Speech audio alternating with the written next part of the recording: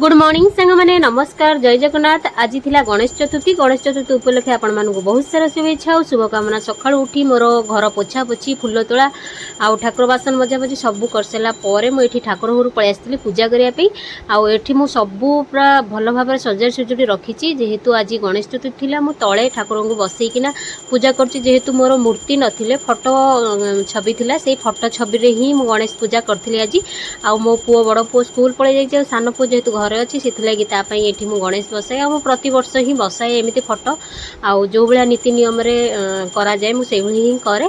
आठी बही खाता जहाँ सब रखा कथा मो पुओर रखीदे पुओ को भी पुष्पांजलि दे देती आ पुओ को भी आलती टिके कर भोगराग कर लड्डू फड्डू सब जहाँ थिला भोग करी आठी पूजा कर सारा पर तापर मो पुओ जहाँ खाइब कहीं खाइनी से सकाळु छोट पिलाटा से मो पुओ जाइतिला बड़ पुओ जाइतिला स्कूल सी आसिला परे जाइकी ताकू भी टिके पुष्पांजलि करैदेली। दुब जेहेतु फूल नथिला दुब आनिकी पुष्पांजलि करैदेली। आ गणेशंकर तो प्रिय होची दुब जानिथिबे।